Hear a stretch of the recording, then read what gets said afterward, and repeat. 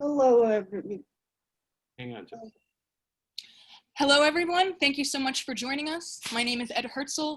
I am a program assistant for Disability Voices United, which is one of the members of the Disability Vote California Coalition. Please bear with me for a moment and with the rest of the panelists as we get started. I am going to live stream on Facebook.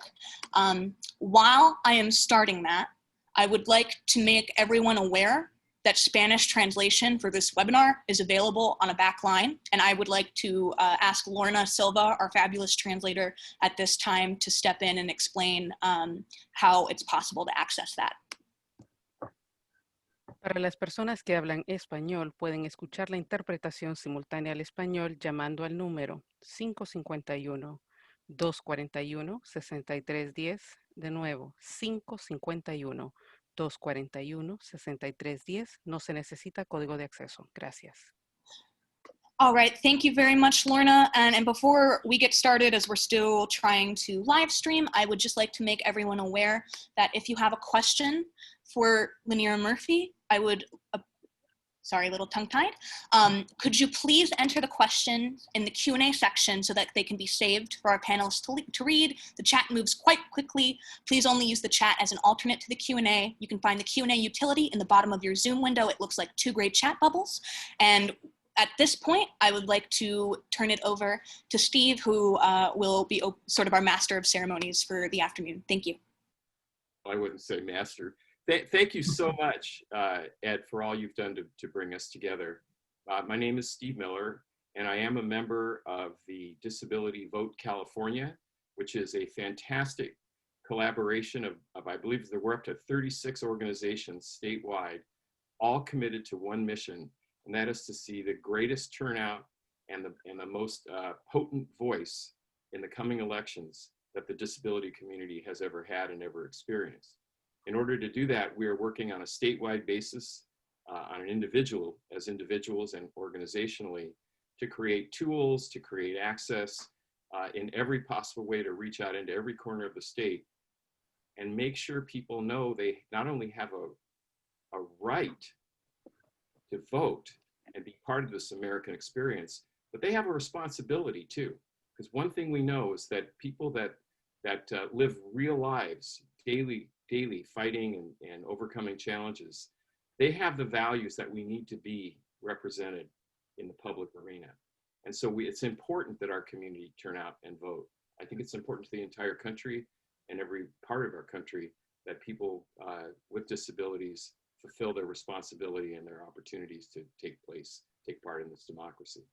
I want to encourage everybody to go to the Disability Vote California website, and on that website, you will see an enormous amount of tools, information that can help you and anyone that you care about understand how to get registered to vote if you're not, how to access your ballot, where you can vote, and lots of information on ballot issues. This particular part of the program, Candidate Conversations, is our recognition that it's not really possible to bring candidates together in large public events in recognition of the current public health situation. And we have done a number of town halls and forums in the past.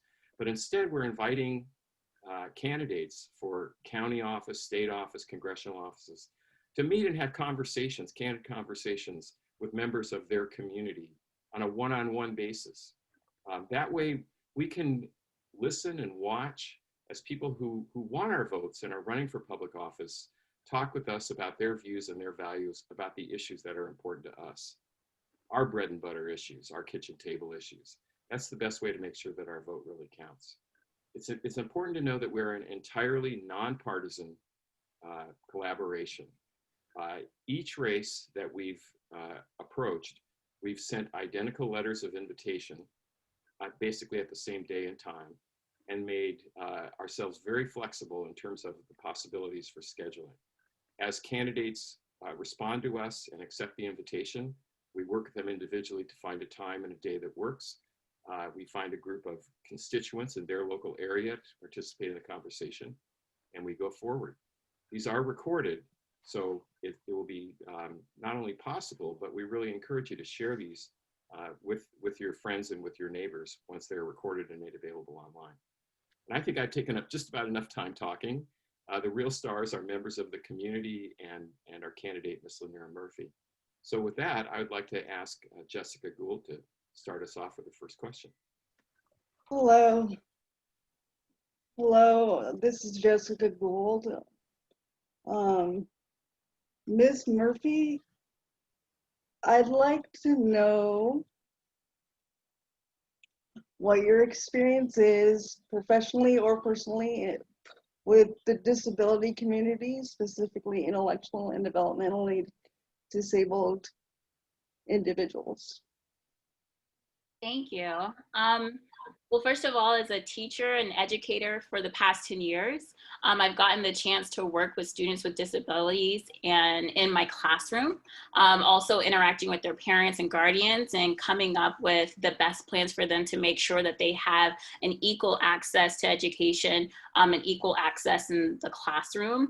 In the education sector, there are IEPs or individualized education programs, and we come together as teams and we all get into a room together, administrators, teachers, the students and their parents, and think about what are the needs of the student, what's the best way to make sure that they have equitable access to the classroom. One of my big things in my classroom is that I treated all of my students equally and making sure that they had the most similar experience in my classroom as possible. And that is one thing that I felt really passionate about, especially in my time in the classroom, especially also when I moved into administration. I've also worked at Easter Seals camps in my high school and college years. It was an amazing experience. I got to actually do a camp in the mountains of Virginia, and we had students coming in from all over the country, and also we had campers for camp facilitators for all of the country, and we all just came on this camp during the summer and we sang and danced and crafted, and just it's some of the best memories that I've had. But my work with the Camp Easter Seals has definitely given me a lot of great perspective that I took with myself into the classroom. Thank you. Ken, did you have a question? I'm sorry? Ken, do you have a question? Oh, it's my turn. Okay, great. Hi, Lanira. I'm Ken Lane from the Adult Skills Center or TASK. And we work with adults with intellectual and developmental disabilities in the San Fernando and Santa Clarita valleys. I am also disabled. I use a motorized scooter to get around. So I represent a whole bunch of folks with disabilities in the district you are running in. And what we really want to know from you is, how do you plan to work with the legislature and within your district to have the greatest positive impact on the daily lives of your constituents with disabilities? Well, I think two great things are happening right here. Listening to the community. I think sometimes we kind of get stuck in like, we know what's best or experts know what best, but we need to actually be listening to the people who are living these lives and are having these challenges and having these difficulties. And we should be going out and we should be seeking out their experiences and their challenges. And so that's something that I definitely want to do. And making sure that I understand from the community's perspective what their own needs and priorities are. My goal would be to ensure that, any solutions, small or large, would meet the actual needs of the community. I have not accepted any money from PACs or unions or corporations, so I'm open to, out-of-box solutions that may not have been considered previously because of lobbyists or corporate influence. And another thing is making sure that the money gets where it's supposed to go. I am a huge proponent that budgets are moral documents, and making sure not only that we're allocating funds to particular places, but they're actually getting to those communities and actually getting to where they were intended to go, and not to third-party entities or lost in the magical dust shuffle that seems to happen from time to time.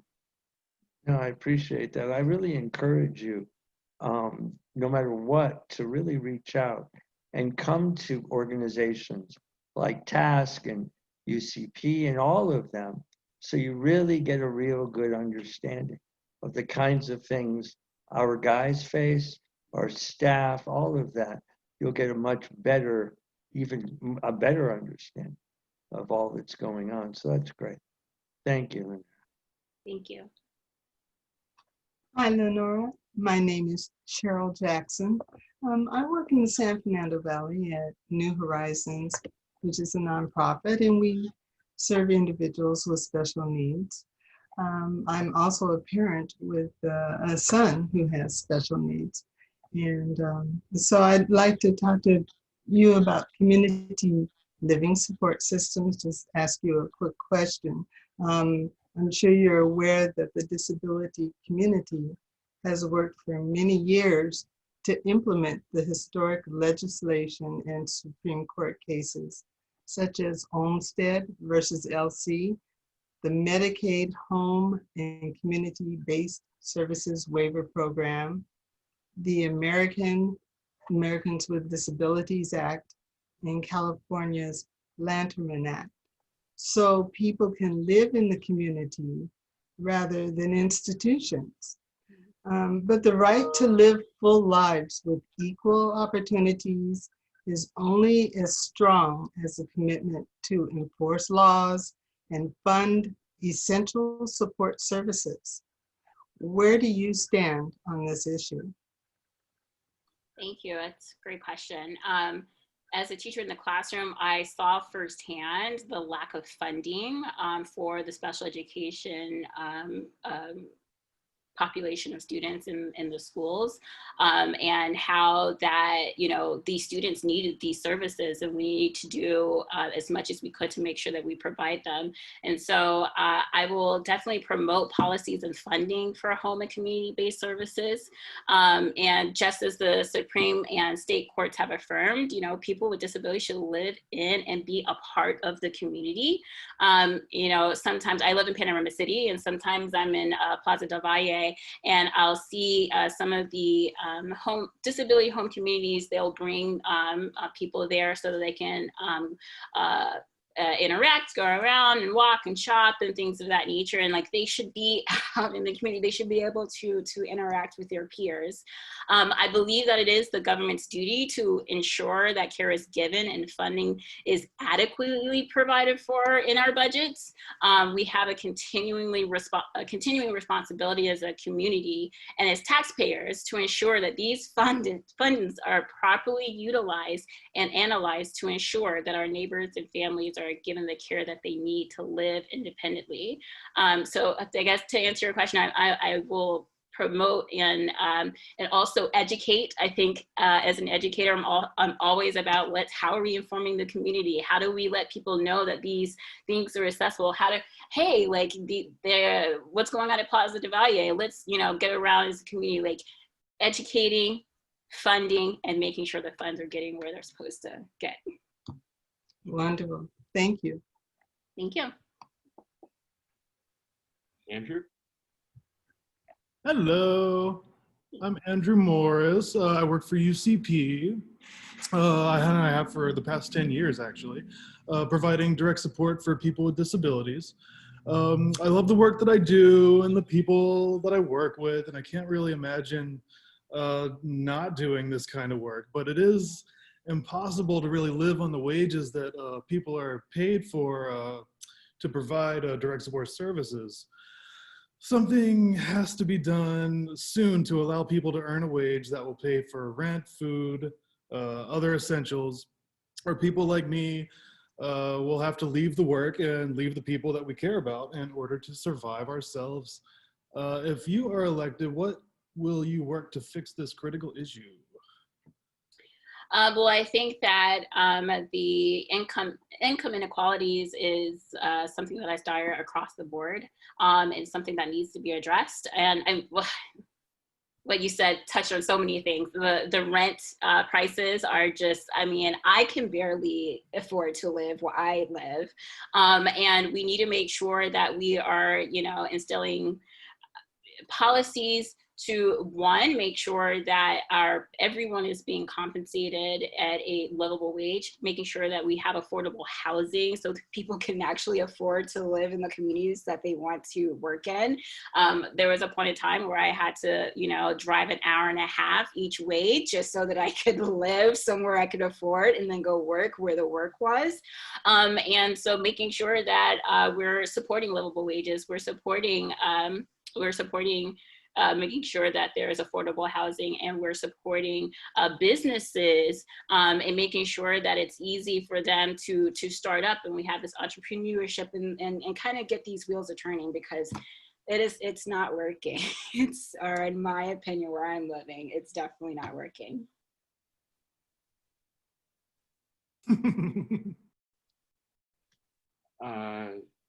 So let's roll through the questions, and then we can circle back and maybe expand on some of these as we go forward. Ken?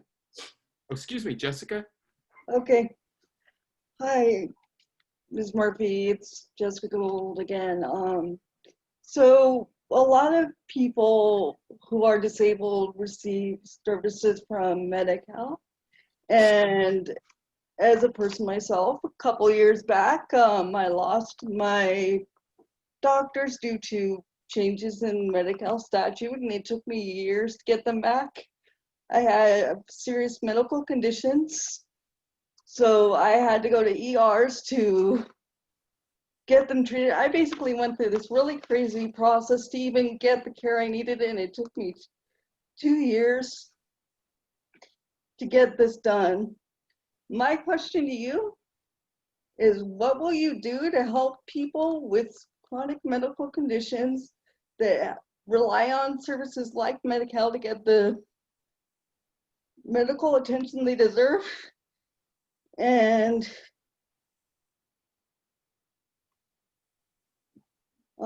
yeah, that is my question at this time. Thank you, Jessica. One of the fundamental problems with Medi-Cal is that it's the extreme low reimbursement rates for services. They are a fraction of what Medicare pays, which is in turn a fraction of what private insurance pays for the same services. Long wait times will continue to persist until this fundamental issue is solved. Medi-Cal needs to align itself better to the skyrocketing costs of healthcare, and funding mechanisms need to be created or rerouted to make this happen. I would say those things are on like a very short term. I am definitely a proponent and a fighter for Medicare for all, so that we can make sure that people don't have to worry about can I even afford the assistance that I'm getting. I'm going 2 years. Stories like that it's so heartbreaking to hear. So I would say in the short term, making sure that we can get the reimbursement rates that they are higher, actually also getting rid of the stigma the doctors have with it, and then also working long term of how can we create a system so that every single citizen in our country and in our state have access to quality Medicare care. Yeah, hi, Lanira. It's me, Ken, again. This has to do with housing. Housing costs all over California, as you know, and you mentioned earlier, continue to rise far beyond the reach of anyone living on a low income. For many adults with disabilities who live on SSI or very low wages, finding housing is simply impossible. Section 8 certificates are almost unattainable. Los Angeles County has identified thousands of people with disabilities among their homeless population. Due to a lack of affordable housing, a majority of adults with developmental disabilities continue to live with their aging parents. I have several questions. The first is, if you are elected to represent us, how will you work to ease this housing crisis for people with disabilities?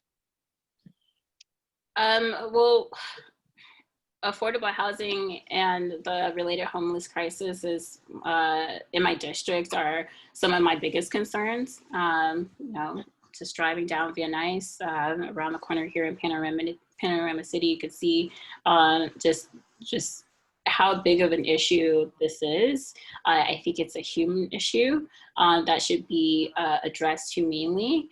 I believe in an increase in Section 8 payments and availability for people with disabilities should be a part of a comprehensive approach, especially now with COVID and the homelessness crisis. I'm very concerned when all of these eviction notices are lifted. What's going to happen next year. But the disability community should definitely be in the forefront of these conversations as for affordable housing. And I would fight to, and I'm gonna sound like a broken record on this, but making sure that the money that is allocated for your community gets to your community, and that includes affordable housing. Well, maybe related to that, but what is your position with respect to increasing the funding for Section 8 rent subsidies? I support increasing the subsidies. Like you said, I've actually tried to help some people get some help, and it's pretty much near impossible. The process is cumbersome, it's confusing. I feel like I'm a semi-intelligent person, and I was like, I was looking for resources. It was very convoluted to even get the process, not alone having to actually be approved. So I definitely support increasing the monetary allotment for Section 8. Another question related to that is, what is your position with respect to prioritizing some of the recently approved affordable housing funds for people with disabilities? A couple of things. I think that one, working with developers to incentivize building. I think that eliminating and streamlining permit processes, updating and simplifying building codes, an overhaul to the CEQA are all things that we could do in the legislature to make sure that we are creating affordable housing. And then once we are creating more of that affordable housing and not the luxury housing that's being created right now, but making sure that we're incentivizing it, we're streamlining the processes, and we can make sure that we're getting housing built sooner rather than later. No, that's great. Thank you. Appreciate it. Hi, Lanira, Sharroll again. Due to the enactment of implementation of a key civil rights law, the Individuals with Disabilities Education Act, high school graduation rates for people with disabilities have increased 45% since 1995. It's also good to know that enrollment in college has doubled for students with disabilities. But in spite of this progress, far too many young adults with disabilities leave school without solid career plans and without competitive job skills. The result is the unemployment rate for people with disabilities is far higher than the general population. And many people who could succeed in work are instead unemployed and depending on SSI for very meager income. So my question to you is, how would you ensure that students with disabilities have the same access to ambitious educational opportunities that other students have, including preparation for college and careers?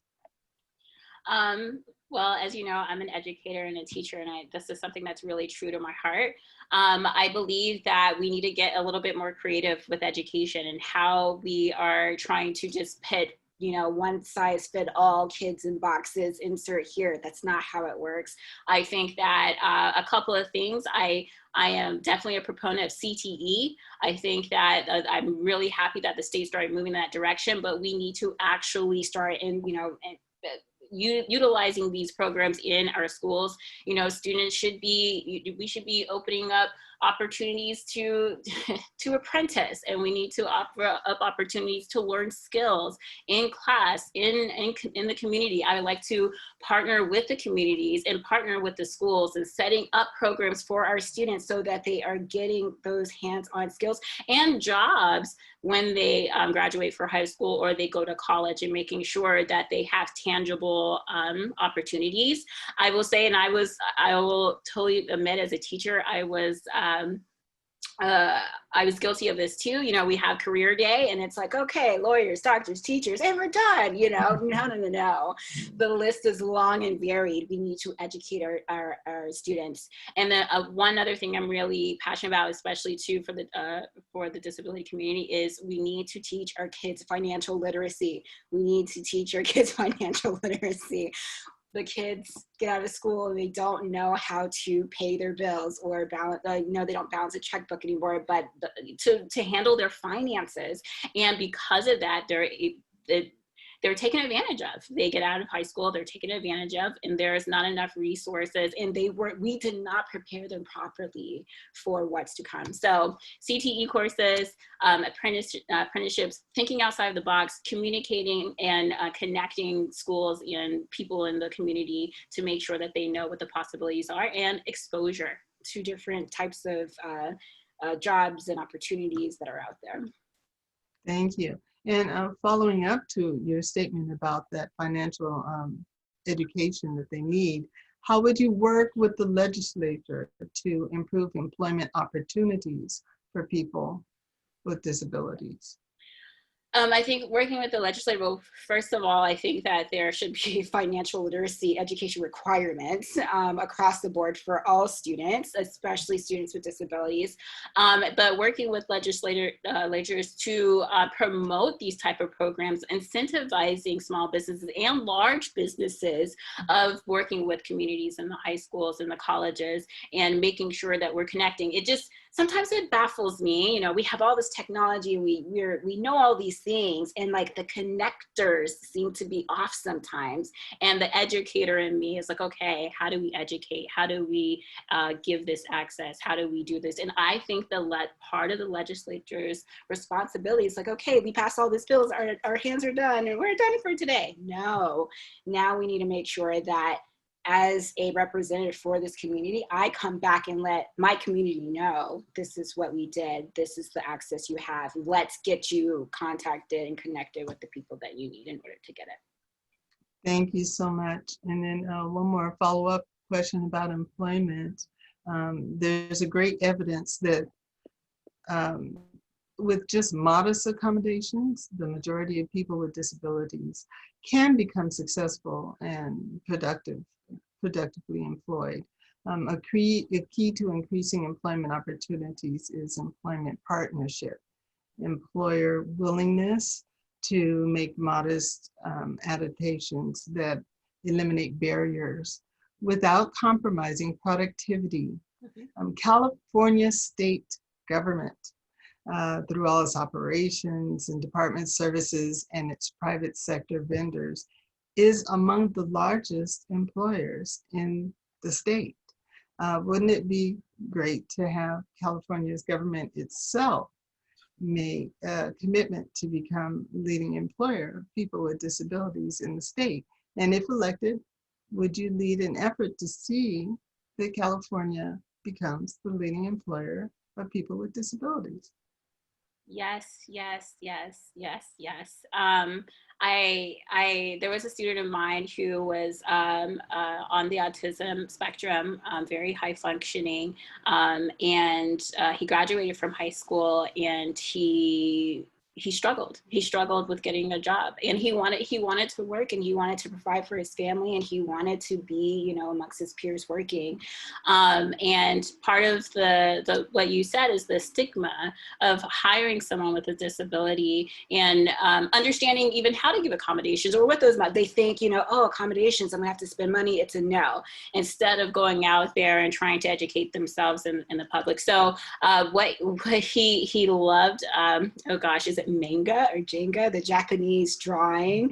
And so we actually connected him with a video, excuse me, with a like a videographer, and he, you know, is like, okay, all he needs his task at the beginning of the day. If you give him a list, he will check it, and he will make sure that you have the best quality product that you need. And that's all it took. That's all it took. All he needed to do is make sure he had a list that he could go and check. And he's like, he's one of my best people. He's amazing. He's incredible. But I wouldn't even thought about doing something as simple as making sure that he had a check day, you know, a checklist every day. So to answer your question, yes. I've seen firsthand just, you know, just a simple thing. And now he's off to races, and he's doing great, and the employer loves him. Thank you so much. So at this time, I would like to turn our attention to the Q&A, if possible.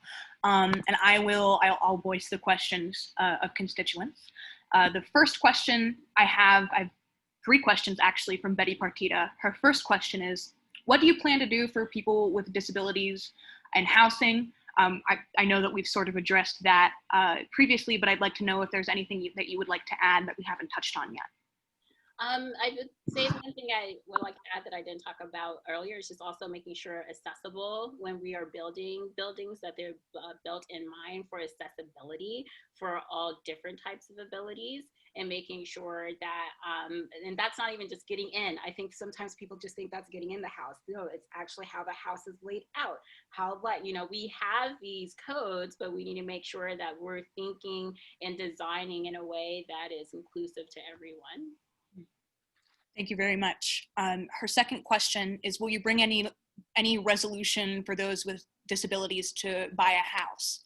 Is more accessible housing legislation something that's on your plate if you are to be elected? Yes. The short answer to that is yes. And again, this is something that I would like to, you know, have more conversations with the community about, to see what those roadblocks are, those accessibility issues are, and then work with them to make sure that we're writing something that's comprehensive. Thank you very much. Betty's third question is, what are some safety measures you are planning for the disability community to be able to access services safely?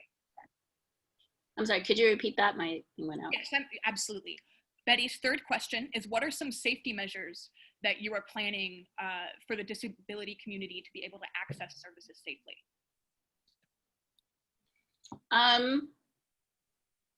To be completely honest, I don't have anything offhand, but I will say, like, this is why I think talking is important, and being more informed is important, and making sure that, you know, I'm going out to the community, having these conversations, and then going from there.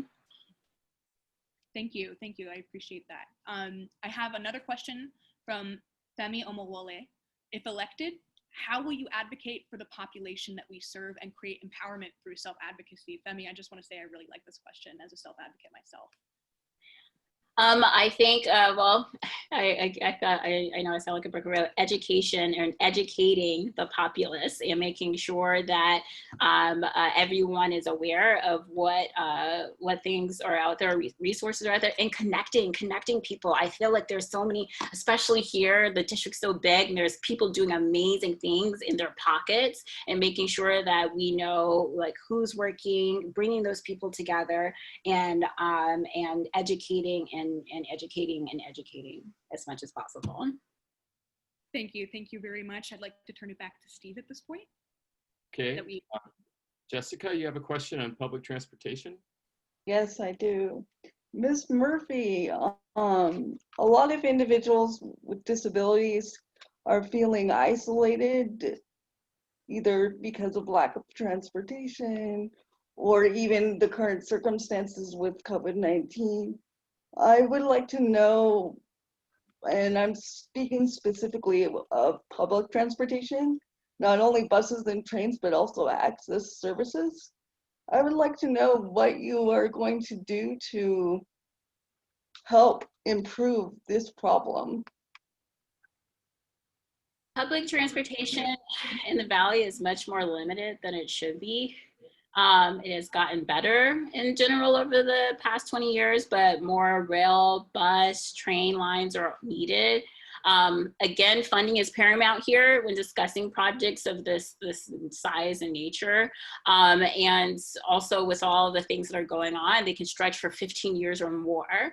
But we have to keep talking about what our next steps are, making sure that we're on pace, making sure that we are considering short-term solutions while we are going after these long-term solutions of, increasing our lines.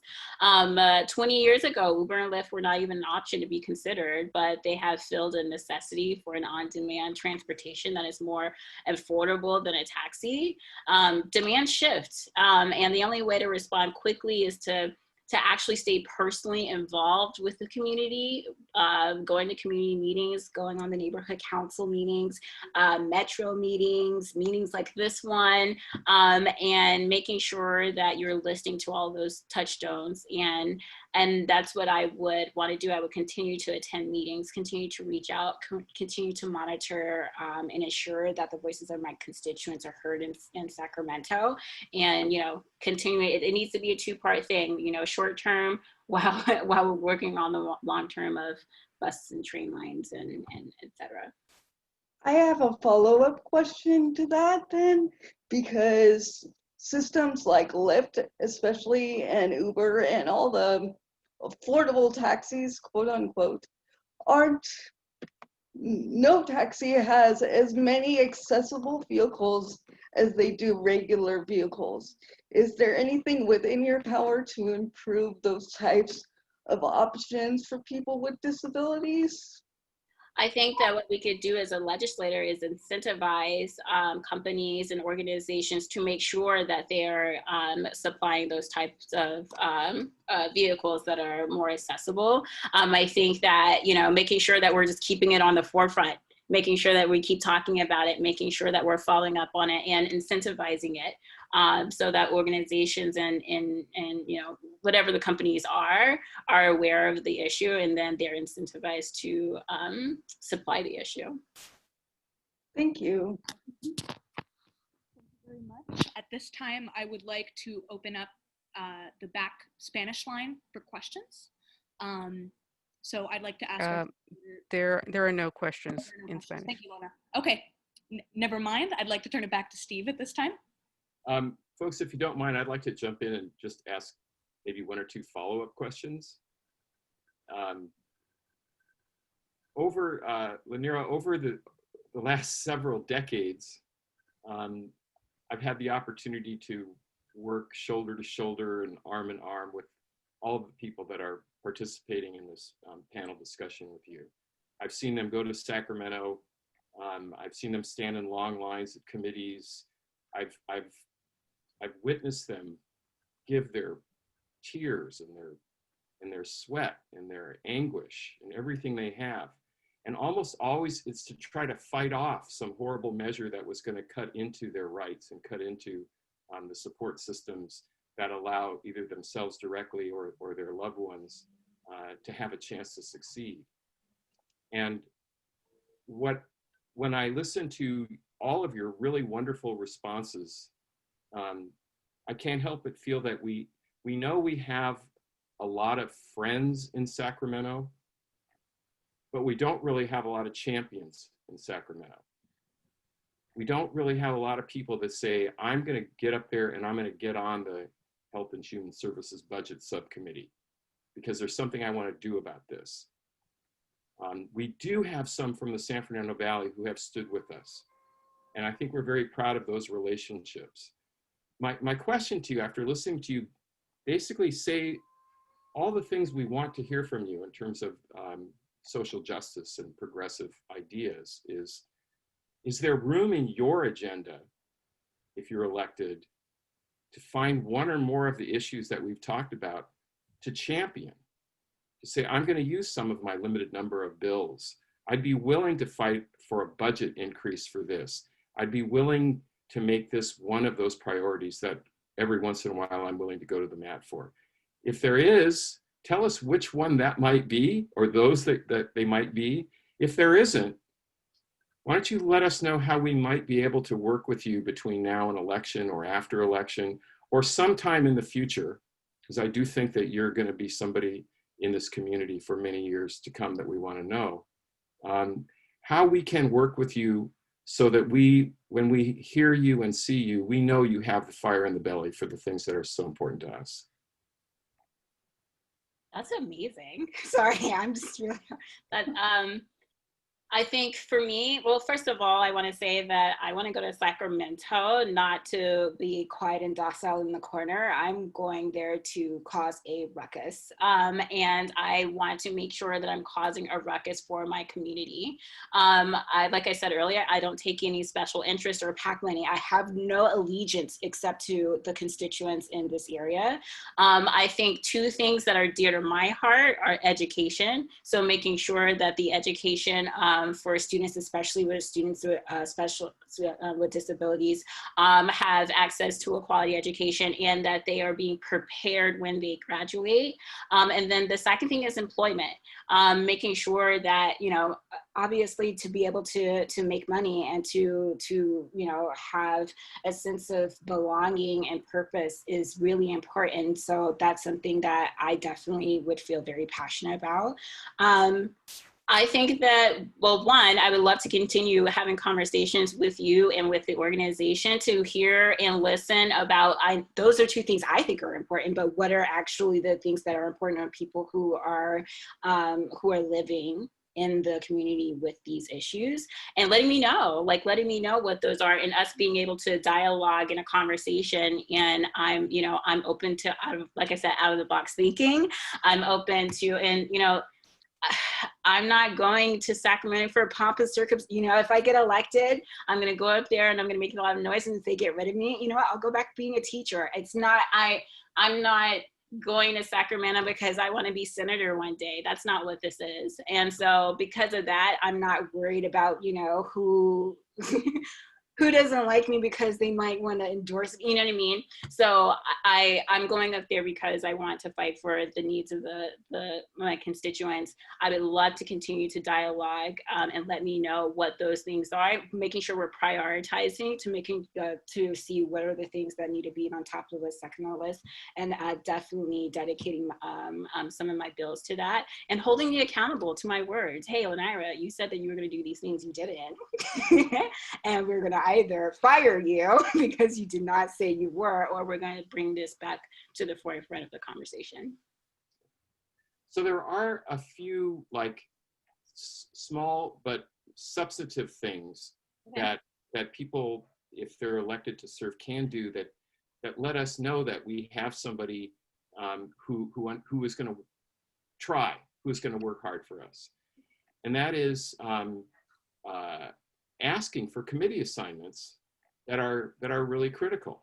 Mm-hmm. And I know when you decided to run for office, you have in mind certain priorities that they're organic to you and they're important to you. Mm-hmm. And we wouldn't expect that you would move away from those. But I would ask if you would say out loud that if you were elected, you would request to serve on the Assembly Health and Human Services Budget Subcommittee. Because honestly, and I've heard you say it before, budget documents are moral documents, right? Mm-hmm. And so much of what our system depends on is enough financial support to keep people like Andrew employed, so people can have a chance to live. So, and there may be other committee assignments that are critical. If you're elected, will you consider asking for committee assignments that would really serve our community? Yes, I would. Okay. You asked for accountability, and thank you so much for letting me ask that question. I appreciate it. Of course. Thank you so much, Lanira. I'd like to jump in and direct attention to another question in the Q&A.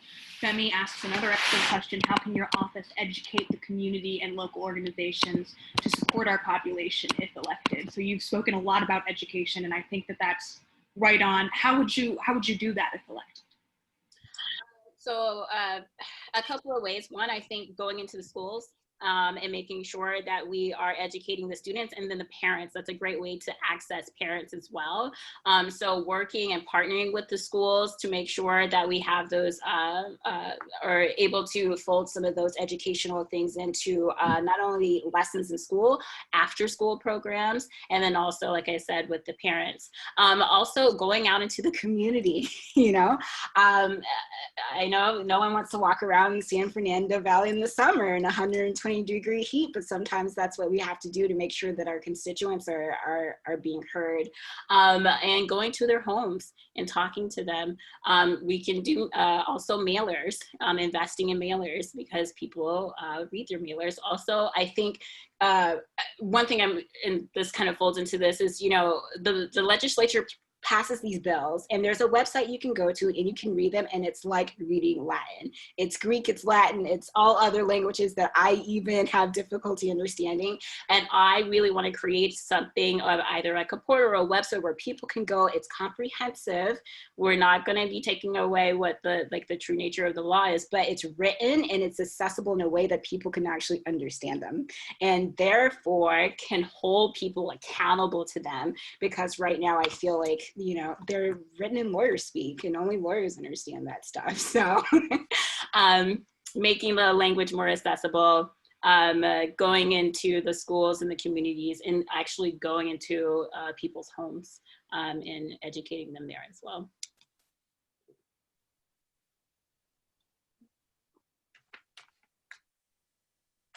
Ken, do you have a question about public safety?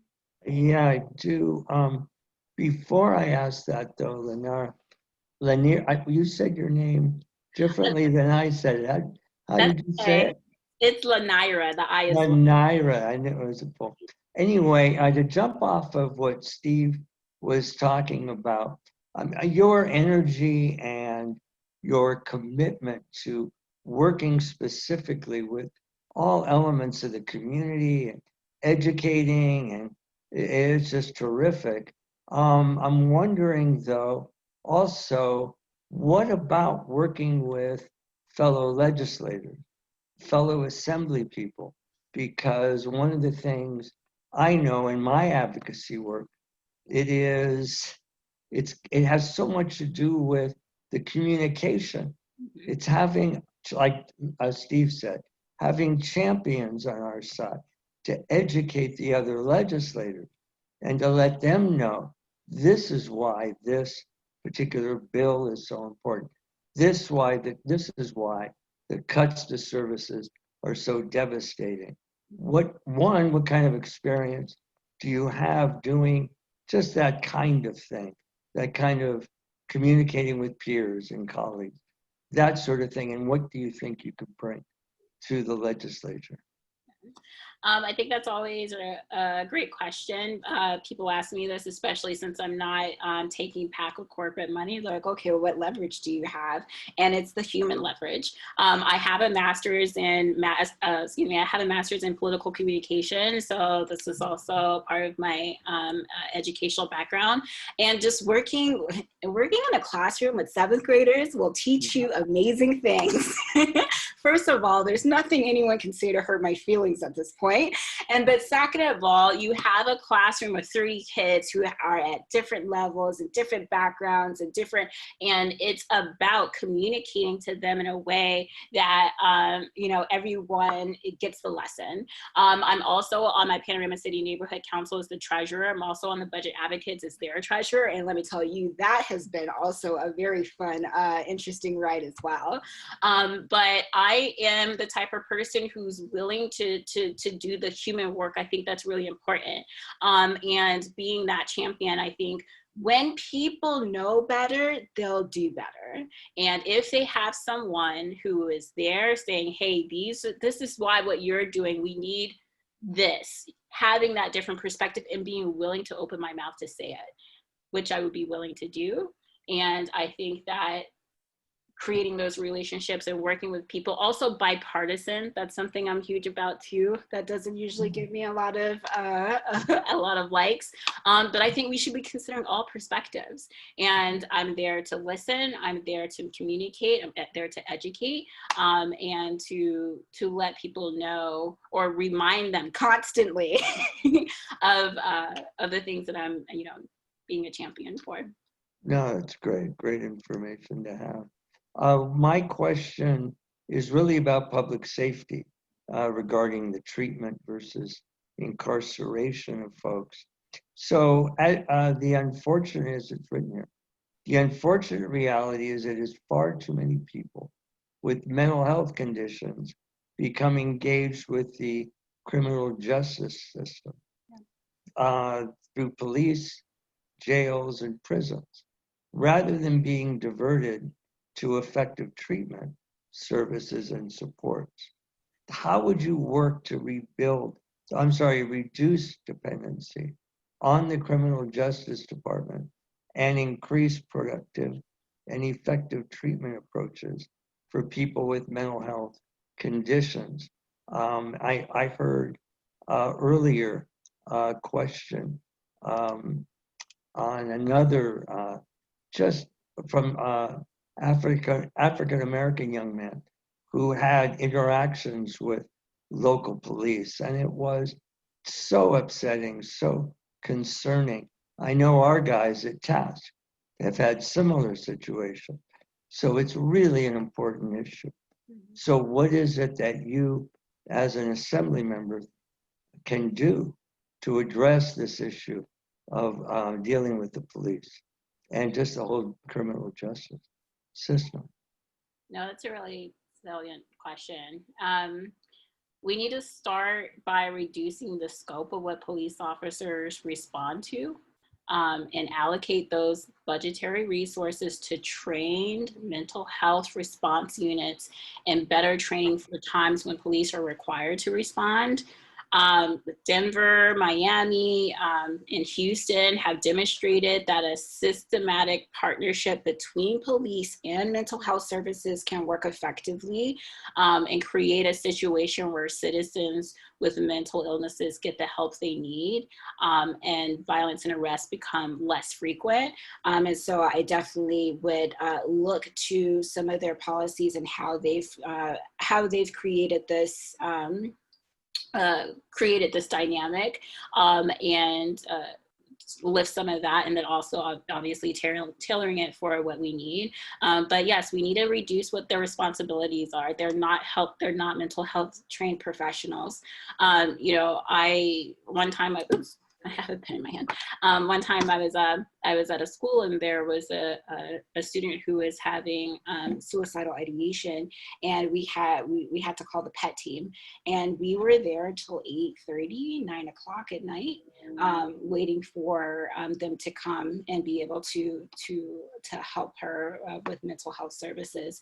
And they're stretched so thin, and there's just such little funding. And so it's just about reallocating, repurposing those funds, and making sure that, it's a two-pronged approach, or, there's situations where the police officers aren't even required. So we need to start thinking a little bit more differently about that. But again, budget, making sure that money gets where it is, and, and reallocating it. No, thank you.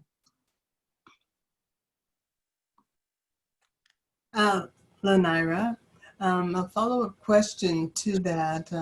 We're aware that, interaction with citizens with disabilities is something that we look at, including people who may be nonverbal, who use communication devices, or who are deaf, to prevent unnecessary incarcerations and injuries. How can people with disabilities and their supporters have increased access to crisis support centers and skilled responders in order to avert unnecessary interactions with law enforcement? I think this is related to the previous response in terms of just training and resources. I have a fundamental belief that police are pressed to serve in ways that are inconsistent with their purpose and training. So the LAPD budget is nearly a third of the overall city budget and over half of the unrestricted budget. The LAPD's share of the overall unrestricted budget has increased 7% since 2001, while fire and public works have stayed the same and or decreased. And so we have the money, but we have to stop considering the police to be our first response and best response in all situations. It's not a one size fit all. So we need to, we need to repurpose, we need to reallocate some of that money and making sure that the people are going out are trained. And also in tandem of making sure that the police officers are trained in that response to know when to call these other services if they are still the first one there. Like, hey, I'm able to evaluate the situation. I'm going to call these people, and they have enough money to be staffed to come and help me in these type of situations. So we really need to start rethinking about who's the first responder, who's the best responder. Thank you. Thank you. That was great. And I see we're just about at the end of an hour that's really flown by. And Lanira, I really want to thank you very much for essentially submitting to this job interview. and when I say it that way, I want to talk to everybody who is currently watching this video and everybody that may catch it online once it's recorded. If you register to vote, then you are entitled to interview every candidate who is running for office. You will be the ones that hire the person to represent you. You have to be registered to vote, and you have to be prepared to vote in order to exercise that power. Just as importantly, you do want to subject these candidates to a close inspection. What they say will tell you how they will act. And we do have the power to be involved in these discussions and help decide who's going to represent us in government. So I do hope you'll take this seriously. You'll register to vote. You'll look very carefully at the candidacy of Lanira. Very well spoken, and we really appreciate your time and all of your answers. And we look forward to having a similar discussion on October 6th at 1 p.m. with Assemblymember Adrien Nazarian, who is the other candidate. And then we can all make our decisions about who we want to represent us. Thank you. I can't thank you enough for your time and your commitment to your community. Thank you so much. Thank you, guys. Thank you so much. Thank you, Lanira, very much. Thank you, Lanira. It was a pleasure. It was a pleasure with you guys too. Thank you so much. Thank you, Lanira.